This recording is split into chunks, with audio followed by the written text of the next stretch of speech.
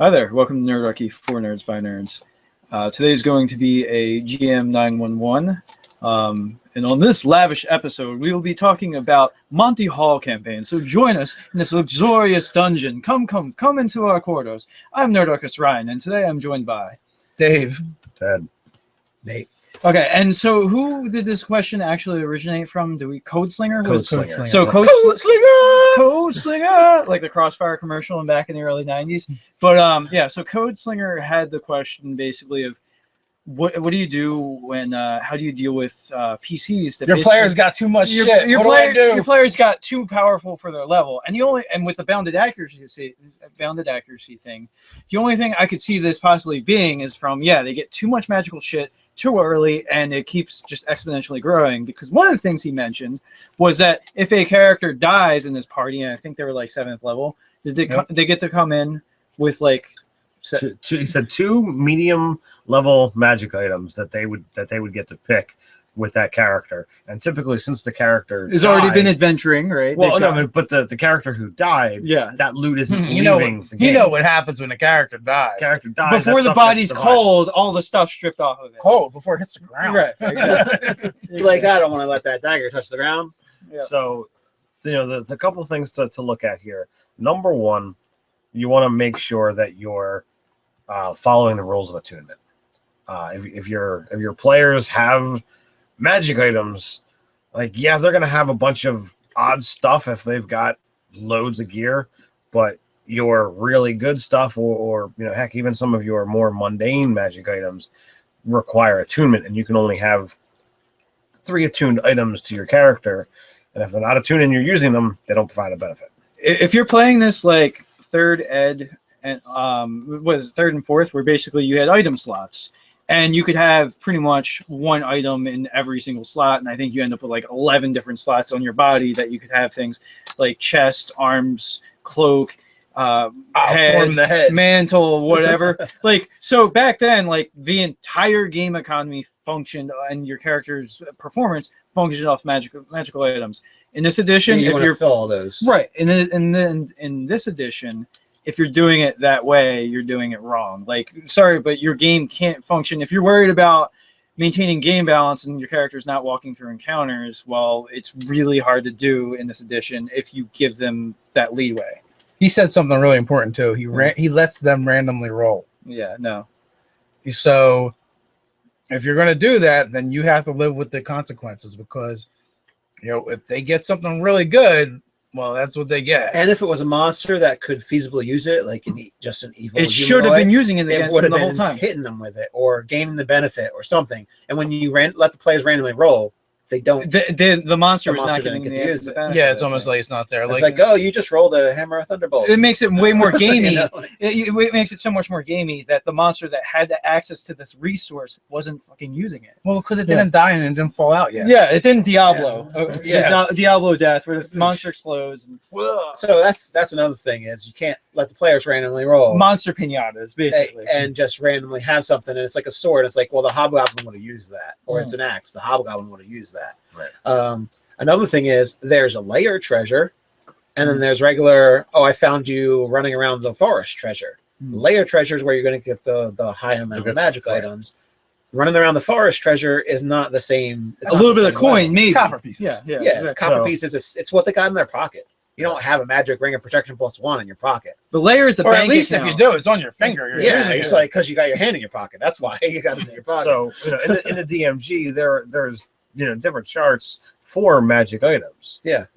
What level are they rolling on? Are they using? And possibly you're rolling too high.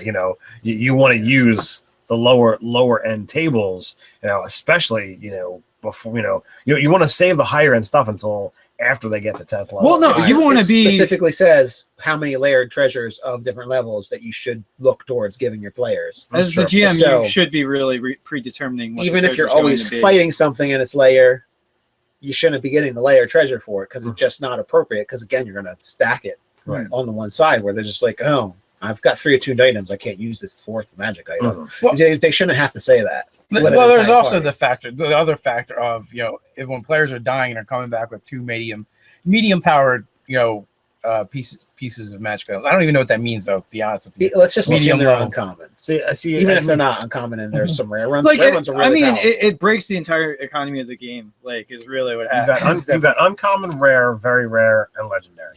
So to me, the way I take medium level to mean 2 rare. So if you've got 7 Which is level, way too much for a 7th level character to begin with. for a 7th level character, you could have a rare. I think is the equivalent, maybe a rare and an uncommon or 2, depending upon the magic level of your game. But anything more than that, and it's. But I almost feel like they should pay the death tax anyway. If you're coming back, and I've played in plenty of one shots where they're like, oh no, starting equipment, but we're 10th level. Well, yeah, this is my game with starting equipment. Yeah. And you can totally do it. It doesn't really, in this edition, it doesn't break the game. Mm-hmm. It may make encounters slightly harder, but it still works. I don't like that idea, but I would say instead that, hey, if they randomly roll for treasure, then they randomly roll for what they start with. Like, and in don't front pick. of you. Yeah. They just go, oh, well, you've got a rare and uncommon because this is a high magic game. And then it's like, well, your rare is, Something you can't use. a ring of Enjoy something. All right. So now and a helm of telepathy. Enjoy. So we've got multiple problems. Code Slinger. Sorry to call you out like this, but there are multiple problems with what's going on. There's the whole how treasure is being distributed is a problem. You did this. Learned it from watching you. But then there's also how do we solve the current problem? But yeah, I want to reiterate the fact that you should be before the session, you should figure out what your treasure hoards are, because this way what's going to be coming into your game. Because you could get something early on in the night that like breaks the rest of the encounters you planned for the night too, for whatever the item is. Yeah, yeah, I agree with that one. Okay, so sorry to break your state. No worries. So the second issue is, well, how do we solve the problem? So there's a few avenues for essentially dealing with the party as influxed in magic items. You had brought up the character from earlier, or the monster from an earlier edition called a disenchanter. Yes, yes, I did. So go find yourself a 3rd edition Fiend Folio and try to find that. Well, that would actually be AD&D. Because it was really okay. Well, so. All right, so but he also doesn't want to be cheesy too, right? But the problem, see, this is really tough. There's 2 solutions, really, in-game and out-game solutions, right? You can either just go to your players and be like, "Look, I kind of screwed up, and this isn't working. I'm going to scale these things back. We're going to fix this. We'll give you magic items that are tailored to your characters." Also, too, like we got to look at how closely they're sticking to the attunement rules, because really the game set up that you can't really break it that far if you're following the attunement rules. So there's that. Yeah, but you slap on a +2 shield and +2 armor and a ring of protection and and the armor class. Well, no, not all of those things I think require attunement, right? No. If I know the ring of protection at least. Ring of protection does. Yeah. But say, all right, plus your shield doesn't. Yeah. So if you say, all right, I'm going to put on +2 armor, +2 plate, +2 shield, ring of protection, cloak of protection. You've got 2 attuned slots and a whole lot of armor, and class. you're at a 24 AC armor class, yeah. Which makes it extremely hard for most of the things that you're going to throw. Oh, now I'm playing, the fighter wizard who I have access to shield, or I'm playing the cleric and I have shield of faith. Or you could just be an Eldritch Knight.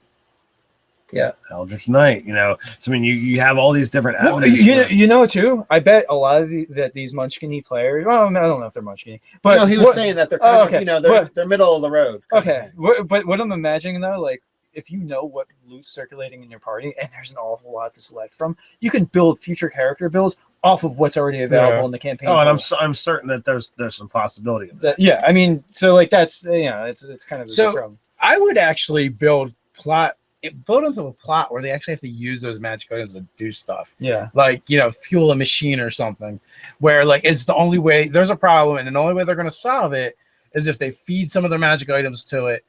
And, like it could have been a key. Like there could have been like in the arcane structure of this thing, it's a key to do a thing that disenchants it.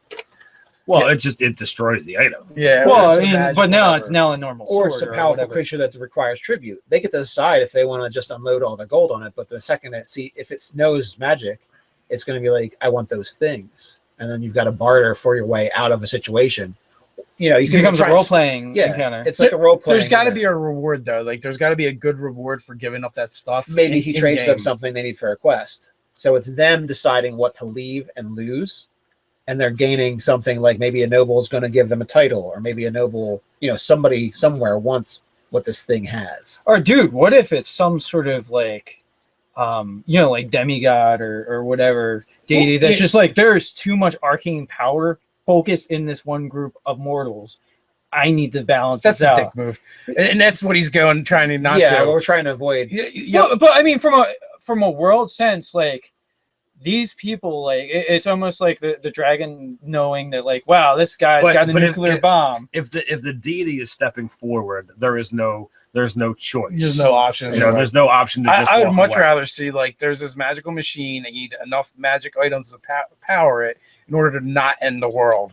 And like, you know, or something that's going to like, okay, we have this device that is going to close down a portal to hell, you know, but we need certain amount of magic to make that happen. Right. And then it I comes think- from the residuum of magic items. Yeah, like so then they at least have the choice. Well, you can let hell invade this world, or you can stop it.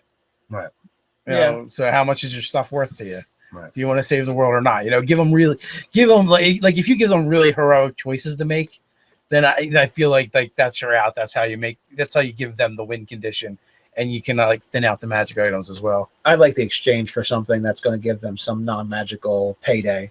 Yeah. Or it's like Like a wizard's asking for something, like maybe he's found a scrying crystal or some component that he wants, but this, you know, intelligent monster has it and requires tribute to let you pick flowers from his field or something, you know, whatever the reason. But it's like they get to choose what goes in tribute to him, and they also get to choose, you know, well, do we not want to even do this quest? The guy might give us something, but you know, maybe he gives them titles or lands or a farm or something, you know, or like some kind of magical benefit that's might not be permanent, something that's not, you know, like you're getting rid of the permanent magic items for something that's not just simply gold or treasure. well, I mean, as long as there's There's a whole story, section on the DMG. As long as given non. as long as there's story tied to this, because really, it's not that they haven't already been rewarded. They've been amply and over so rewarded. So it's gotta, as long as there's story tied to it moves the plot forward to do the thing. Like, what if they need to take a portal to go somewhere, but the key is like a sword or a dagger that they already is in the party possession, and they have to slot it into this thing because they realize, oh, the design of this portal thing looks exactly like the filigree on this sword.